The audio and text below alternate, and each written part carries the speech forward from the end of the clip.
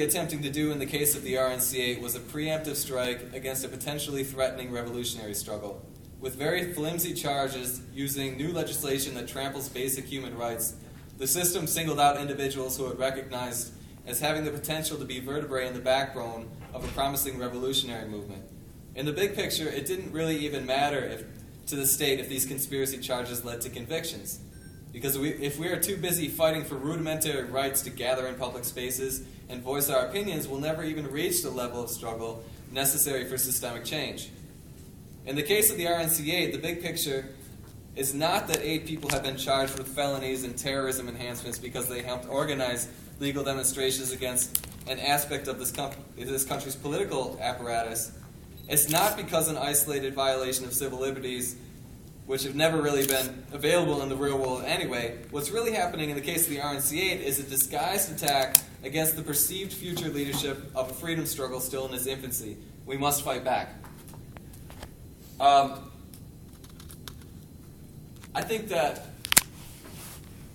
if it were really up to me in this world, like what I would really want to do isn't really write books, but you gotta recognize like where people are at in terms of knowledge and understanding and involvement in the struggle, and so I've kind of reoriented myself in recent years to do things like educate and focus on educating and writing books. And I think it's really important for us to recognize that this system, you know, whether the issue is animal liberation or whether it's black liberation, whether it's 1969 or whether it's 2012, that this system really works to give us a whole bunch, saturate us with misinformation, with lies.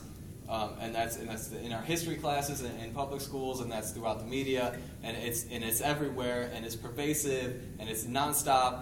And so when you're fed a bunch of misinformation, and lies, and that's what you're basing your understanding of the world on, those lies a lot of times are about your powerlessness, or about the righteousness of the system and your weakness as an individual. And so what I really try to do is bring out the lessons from history that say, wait a minute, you know, the oppressor is not righteous, and on top of that, we are very powerful as people, and that when we come together, we can figure out ways to stop this.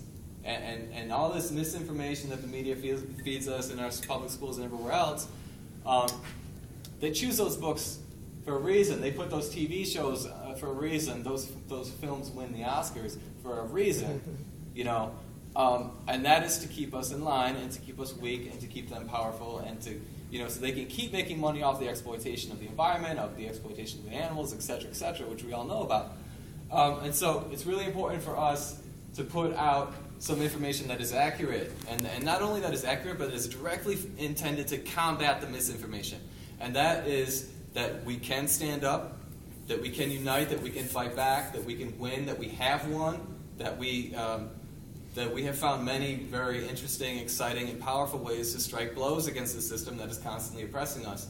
And so it's really important to not only produce that kind of material, but when it comes out, to support it and to create a network out there, like we're doing with this conference, to support that and build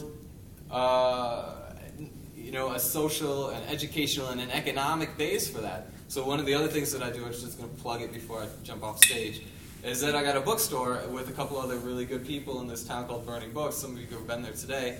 It's over on the west side. And, you know, part of what we're doing is not just, I mean, it's great. We want to get everyone to read these books.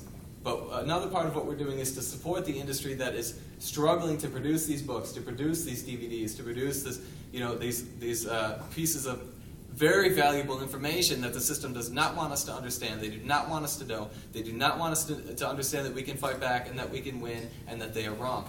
So, thanks.